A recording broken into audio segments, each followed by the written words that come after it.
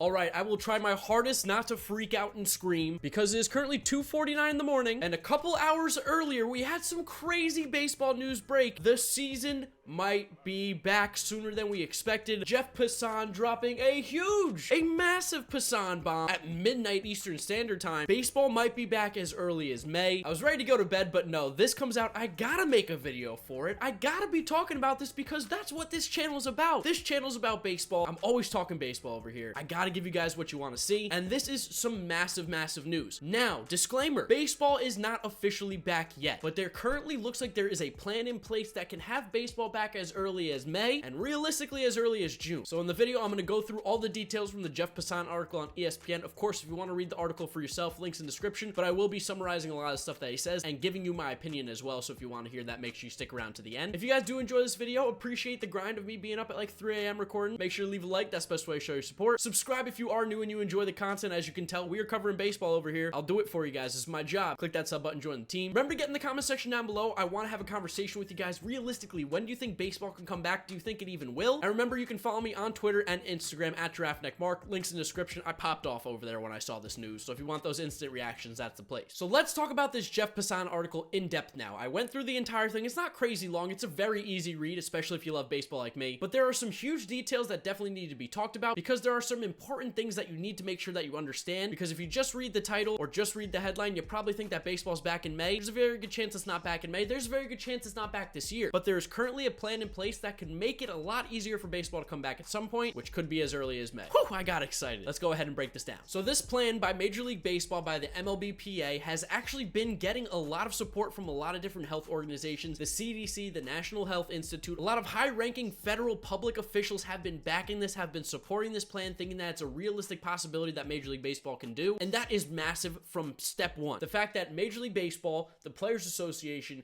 the CDC, National Health Organization, all these different big organizations can get together and can come to an agreement, or can at least come to a consensus that baseball should hopefully come back, and here's how we can maybe get to that place. It's also important to note that there are a lot of roadblocks and a lot of things to go through before they make the final decision when this is going to come back, what the plan is officially going to be. Still very far away, but right now, that seems to be their number one priority, is figuring out this plan as to what's going to happen. And of course, the biggest being that Major League Baseball and the Players Association seem to be both on board with a plan to get baseball going at some point this year. There's a lot of money on the table. Nobody wants to leave it there. They want baseball, and it looks like it could be coming back. So for this proposed plan, here's what's going to be happening. All 30 Major League Baseball teams will be going to Arizona. They will be going there maybe in May, maybe in June, who knows? But for the proposed plan right now, it seems like that they'll be going there in May. They'll be playing in stadiums in the Phoenix area with no fans there. It will only be the players, the managerial staff, the coaching staff, important personnel that needs to be in the stadium. That's the only people that will be there. There will be no fans. These stadiums include Chase Field, which is in Phoenix. They include the 10 spring training stadiums. They also could include other nearby stadiums if needed. So maybe if they need to use the Arizona State Field, or if they need to use Arizona University, these are also possibilities. Nothing's been closed out, but right now they want to keep all the teams and all the players in one area, kind of keep them a little bit controlled like in a bubble, and that spot that seems best for that right now is going to be Phoenix, Arizona, the Phoenix area. Players, coaching staff, essential staff that would be going in and out of these games, anybody who's involved in Major League Baseball, they'd essentially be in lockdown in what they're calling the so-called bubble. They would basically be going from their hotel to the stadium every single day. No interaction in between there. They aren't going out of the hotel. They aren't going out of the stadium unless they're going to each of the others. There's no going out to restaurants, no going out to clubs, no going to play golf. I've already mentioned this, but the CDC and the National Health Institute are both backing this proposed plan by Major League Baseball, which is huge because, of course, the CDC is like, we don't want big gatherings right now. And Major League Baseball from the start has been saying they want to make sure they get the approval from the CDC. That's huge. Right now, the May return date might not be realistic. It's a little bit of optimistic thinking, but it is very possible that June is a realistic opening day start date. The most important thing right now that's going to help move along this whole MLB regular season opening day process is the availability of testing. As more and more tests become available, they're getting made. Major League Baseball is going to be getting closer and closer to opening day, because right now the thing that they seem to be most worried about, obviously, is figuring out who actually has the virus, and once they do, figuring out what to do with it. So they want to make sure that these players are safe, everybody that would be involved is safe, and the best way to do that is just have more testing, which also then then builds into the whole why May is not a realistic timetable. Another really important thing is that Major League Baseball doesn't want to take away from the general public being able to get this testing. They understand that they shouldn't be given special treatment based on what kind of players or athletes or how much money they make. They want to make sure that when they do this testing and they're getting all their players checked, it's not taking away from the general public. It's not causing a public health problem. The CDC, Major League Baseball, everybody who's kind of involved in this sees MLB players as a low health risk, so that's good for the players. Obviously, they're in good shape. Typically, they're young of age, so they're not necessarily the people that they're most worried about right now. What they are worried about, though, is the coaching staff, the front office, the umpires, all the other ancillary people that aren't the players involved in games, because they tend to be older in age. So even if the players are going to most likely be fine if any of them do contract the virus, they need to make sure that, one, they don't spread it, but two, even as important, don't spread it to other people that could be involved in this scenario who are older in age, who aren't athletes at the peak of their prime. That's another dangerous thing, and that's something they have to consider too. It's going to be crazy hard to get this done. This is going to be a massive overhaul if Major League Baseball can figure out how to get all 30 teams into the Phoenix area, into hotels, into isolation, lock them down in this so-called bubble. This is not going to be something that's easy. By the end of the week, by the end of next week, this is something that is going to be building and building every single day, and hopefully we can get a decision sooner than later, but this is not something that you should expect a snap decision on anytime soon. Sources around the league and close to players think that the hardest thing right now that they're going to have to deal with is players coming to grips that they're going to be isolated from their family for possibly up to 4.5 months. That's, of course, if the virus continues to be doing what it's doing and that you're not be allowed to play in front of fans and they want to keep the players in isolation. They could be in Arizona realistically from June all the way to the end of the season, which is going to be tough for some players, but at the same time, they have to figure out a way to make that a realistic possibility. The hope by Major League Baseball and the Players Association is that the paychecks, the money, that's going to be the biggest incentive for the players to get back on the field. They'll be getting money, they'll be earning the paycheck again, they'll be able to provide for their family. That could be an incentive for them to start the season and do this Arizona plan. This plan has kind of been in the making for what feels like the last couple weeks, is from what the article has said. Saturday, they made a lot of leeway in making these plans move forward, speaking with health officials, and this is kind of the plan that they came up with that would be the clearest possible way to return to baseball as soon as possible. And then, of course, the league and the union have been talking for the last 24 hours trying to figure out exactly what they're going to do, like legality-wise, how to make the owners happy as well as the players. Biggest conclusion that you can take from this is that if they go to Arizona, the biggest reason they're doing that is going to be because of strict isolation. If this is going to work and this is going to work properly, there needs to be isolation. They need to be locked down. Can't have anybody coming in, anybody going out. It's going to be almost like, I don't want to say martial law, but it's going to be almost like curfew. So what are the biggest hurdles right now for the Major League Baseball season? Well, of course, there's going to be a lot of revenue lost even if the season does start, but the other alternative is not having any revenue at all. The biggest amount of revenue every single season comes from fans going to games, comes from attendance, comes from merchandise, stadium sales. That amount of revenue counts for about $10 billion a year in Major League Baseball. Yes, billion with a B. That's a lot of money to be losing, but also in the same regards, if you don't have a season at all, you make $0. You probably lose money. One way the league could recuperate money is by making more nationally televised games. You got to think companies like ESPN, Fox, maybe NBC, maybe ABC. All these national televised broadcast companies are going to want to get involved because if Major League Baseball can come back, it is going to be the only sport for a very long time. Companies are going to want to jump on that immediately because right now everybody's quarantined. Nobody's going anywhere. What do you want to do? You want to watch sports to take your mind off of it. The ratings will go through the roof. MLB has a huge opportunity to really skyrocket their stock right now. There's a serious chance for Major League Baseball to leverage this terrible thing that's been going on in the country to help their rise in popularity in America as a sport again. So if this deal is agreed to by Major League Baseball and the MLBPA, they're going to be flying out to Phoenix, Arizona. You're going to have all 30 teams out there. They're going to be playing the season there for as long as needed. And to me and to everyone else, it seems like it would be for the entire season. So you wouldn't be seeing any baseball outside of Arizona, and there would be no fans there the whole year. There would be at least a 2 to 3 week training camp before the season even started. So let's say they decide to go to Arizona May 1st. You got to give them 2 to 3 weeks. Probably aim for a June 1st start date. They have to decide what people are important and need to be at these games. Is it important to have all the front office guys? If so, which guys? How many coaches? How many umpires? How many players? These are all logistics things that they need to come up with in the time being, and that's another reason why this decision is going to take a little bit of while to really develop. They need to think about what happens if a player or a staff member does test positive. What do? Do you expand the rosters? Do you have less coaches there? They have to come up with those decisions as well. The obvious choice seems to be carrying more players. Maybe you bring up the entire 40-man roster so you don't have to have guys shuttling back and forth, because that would be a huge mess. So in order to help like better control the isolation and the quarantine of these players, have all 40 guys who are eligible to be on the Major League roster there, and you send them all to the game to make sure that they're getting back and forth good. This would also be a really interesting bargaining point to the MLB Players Union because, of course, that would mean more players are getting MLB contracts, getting paid more. That's good for the union. That's good for the players. That's one way to entice them into this deal. If they expand the rosters, you got more guys getting paid on Major League contracts. Now, the final part that I'm going to talk about in this article is going to be some of the changes that could be going on to the game of baseball if the season does proceed like they're hoping that it can with this Arizona plan. There's some crazy stuff in there, but you gotta remember the other alternative is possibly having no baseball. So for me, I'm pretty much for every single change if it means having baseball. These aren't going to be permanent changes. This is clearly a unique scenario, but I'd rather have a little bit of fugazi baseball than have no baseball at all. So the first would be implementing an electric strike zone so that the umpire, who tends to be older in age, doesn't have to be in close proximity with the catcher and batter at the plate. You'd have an electric strike zone to allow the home plate umpire to still technically see the game, but just not really be in close contact with players. No mound visits from the catcher or pitching coach. They're proposing double headers to be played so that they can get these 162 games in the shortened season. If so, those double headers would be 7 innings each. Regular use of on-field microphones for players and coaches during the games. That would be an added bonus for the TV viewers, since of course you can't possibly be going to games and you kind of lose the atmosphere a bit. This one I find a little bit strange, but I also understand where they're coming from. Players wouldn't be sitting in the dugout, same thing with the coaches. They'd actually be sitting out in the stadium 6 feet apart from each other. So yeah, you'd be seeing like Pete Alonso, Jeff McNeil sitting in like a row B behind the dugout, maybe 6 seats apart from each other probably. Each option is not set in stone. They're still going through all the details, but these are the possible ways that they can help bring baseball back to America right now and get some games going. For me, the electric strike zone, that seems like an easy solution. We're gonna go to an electric strike zone at some point. Why not give it a shot in this weird, crazy season that we're having? No mound visits from the pitching coach or catcher seems a little bit drastic to me, but I also understand where they're coming from, because if you're not in that close proximity, you're not gonna be able to spread this disease as easily if you do have it. Seems a little drastic to me, but I understand the precautions they're taking. On-field microphones, you know I'm gonna be a big fan of that. I made an entire video about how microphones and miking up players can help save Major League Baseball. Imagine if HBO got into the baseball game and they allowed players to be mic'd up uncensored. Yup, I'm watching that game immediately. I don't care who's playing. And then sitting in empty stands, I mean, it's weird, but again, I get the health precautions that they're trying to take. So of course, like I stated, everything that we're talking about in this article, in this video, nothing is set in stone. Everything is still very much developing. The biggest thing to take note of is player safety, the logistics of everything. Money is a huge issue, local TV contracts, and how are they really going to be able to get all these players inside of this so-called isolation bubble? Is this a realistic option? Can they possibly do this? Can they possibly do this without risking the health and safety of players, staff, or even people who are living in the Phoenix area? At the end of the day, it really comes down to possibly this Arizona plan being the solution to get baseball in the 2020 season, or having no baseball at all. For me, the answer is simple. I want to keep players, I want to keep everybody as safe as possible. If we come to the conclusion that the Arizona plan is going to be safe, it's not going to hurt anybody, I'm in. I want baseball back. I don't care what kind of product it is. Any sort of baseball is better than no baseball for me. And from someone who is super involved in the game right now, this could be huge to the success of baseball for coming years.